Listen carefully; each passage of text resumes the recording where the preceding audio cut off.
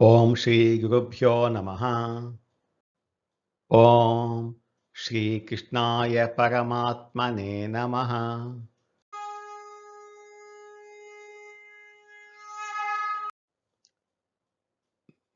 భగవద్గీత మోక్ష సన్యాస యోగంలో ఈరోజు మనం 21 శ్లోకాలను తెలుసుకుందాము. ఇంతకు ముందు శ్లోకంలో మనుషుల ఆలోచన విధానం అంటే జ్ఞానం వారి గుణాలను బట్టి 3 విధాలుగా ఉంటుంది అని చెప్పాం కదా.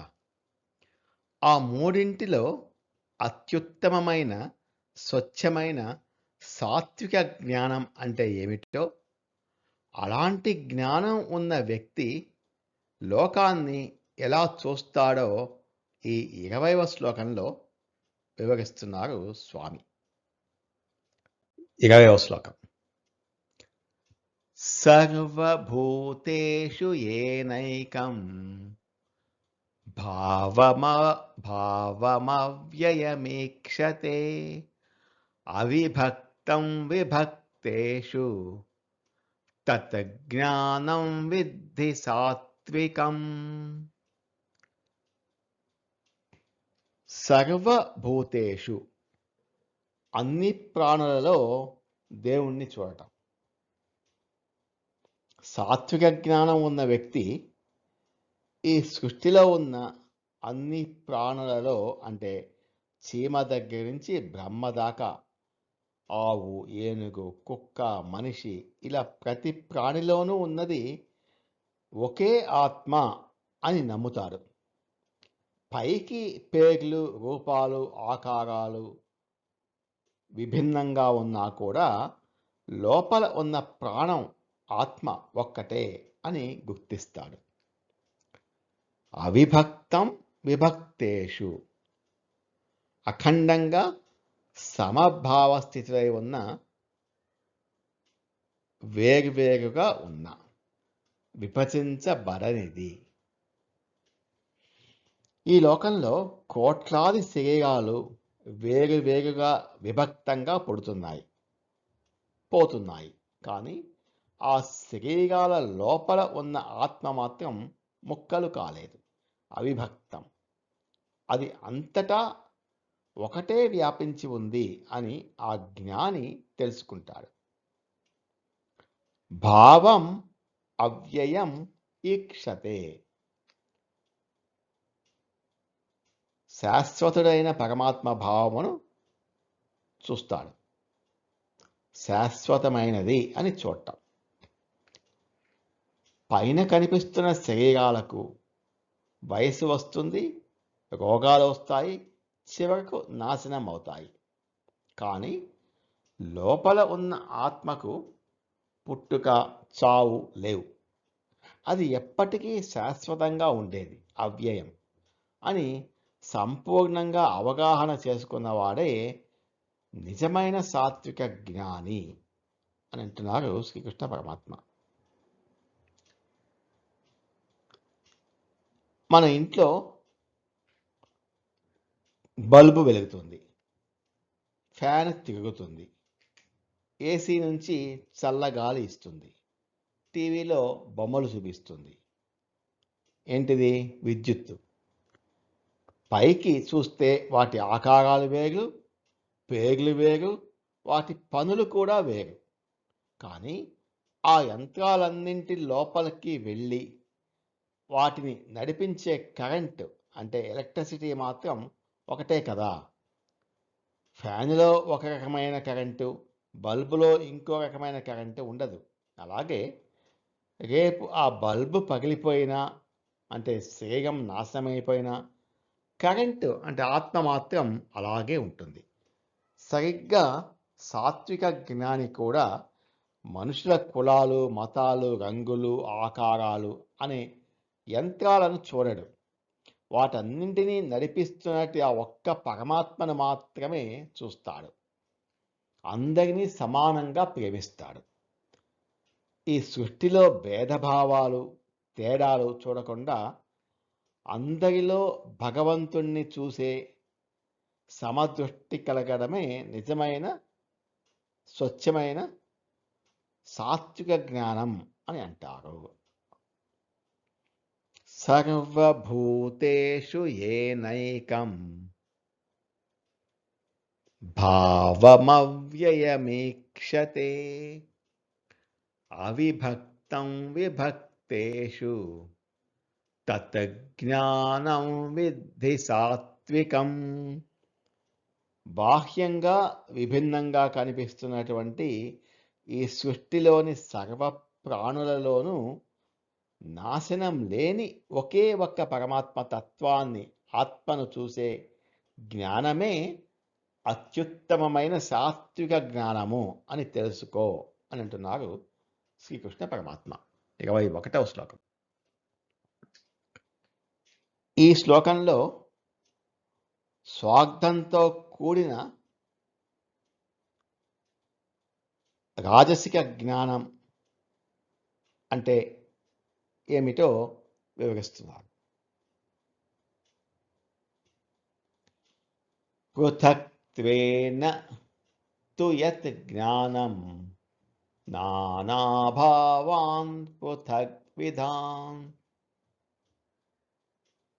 వేత్తి సర్వేషు భూతేషు తత్ జ్ఞానం విద్ధి రాజసం. రజోగుణంలో ఉన్న వ్యక్తి బుద్ధి బాహ్యమైన తేడాలను ఎలా చూస్తాడో వివరిస్తున్నారు. తు యత్ జ్ఞానం, ఏ జ్ఞానం ద్వారా సర్వేషు భూతేషు, సమస్త ప్రాణులయందును పృథక్ విధాన్, వేరు వేరు విధములుగా ఉన్న నానాభావాన్, వివిధ భావాలను పృథక్వేన, దేనికది వేరు వేరు అని వేత్తి తలచునో తత్ జ్ఞానం, ఆ జ్ఞానము రాజసం విద్ధి, రాజస జ్ఞానం అని తెలుసుకో.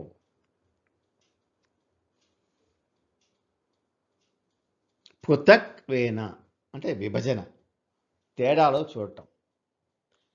సాత్విక జ్ఞాని అందరిలో ఏకత్వాన్ని చూస్తే, రాజసిక జ్ఞానం ఉన్నవాడు కేవలం శరీరాలను, బాహ్య రూపాలను మాత్రమే చూస్తాడు. వీడు వేరు, నేను వేరు అనే భేదభావాన్ని పెంచుకుంటాడు. కులము, మతము, దేశము, రంగు, హోదా వంటి శారీరక తేడాల ఆధారంగా మనుషులను వర్గీకరిస్తాడు. ఆత్మ ఒకటే అనే సత్యాన్ని ఇతను గమనించడు. నానాభావాన్, అనేక భావాలు. అతనికి ప్రతి ప్రాణిలోనూ వేర్వేరు ఆత్మలు ఉన్నాయి అని అనిపిస్తుంది. ఒకరికి ఒకరు ఎలాంటి సంబంధం లేదని భావిస్తాడు. దీనివల్ల ఇది నావాడు, ఇది పరాయివాడు అనే స్వార్థం పుడుతుంది. నా వాళ్ళ మీద అతి ప్రేమ, పరాయి వాళ్ళ మీద ద్వేషం పెంచుకుంటాడు. రాజసం విద్ధి, రాజసిక జ్ఞానం అని తెలుసుకో. ఈ ఆలోచన విధానం పూర్తిగా స్వార్థం మరియు అహంకారం అంటే రజోగుణంతో కూడుకొని ఉన్నది. తన స్వంత లాభం కోసమే ఎదుటి వాళ్ళను చూస్తాడు. నాకేమి వస్తుంది, నాకేమి లాభం వస్తుంది అనే కోణంలోనే ఆలోచిస్తాడు. ఇది బంధాలకు కారణమవుతుంది. ఒక కుమ్మరి ఇంట్లో అనేక రకాల మట్టి పాత్రలు ఉంటాయి. ఒక ప్రమిద, ఒక కుండ, ఒక మూకుడు, ఒక విగ్రహము. ఇవన్నీ వేరువేరు రూపాలతో, వేరువేరు పేర్లతో కనిపిస్తాయి. సత్వగుణంలో ఉన్నవాడు అంటే సాత్విక జ్ఞాని ఇవన్నీ వేరువేరుగా కనిపించినా లోపల ఉన్నది అంతా మట్టి మాత్రమే అని చూస్తాడు, ఏకత్వం. కానీ రజోగుణంలో ఉన్నవాడు, రాజసిక జ్ఞాని, కేవలం వాటి రూపాలను, ఆకారాలను మాత్రమే చూస్తాడు. కుండను చూసి ఇది నీళ్ల కోసం, ప్రమిదను చూసి ఇది దీపం కోసం అనుకుంటాడు తప్ప ఆ రెండు ఒకే మట్టితో తయారయ్యాయి అని తెలుసుకోలేడు.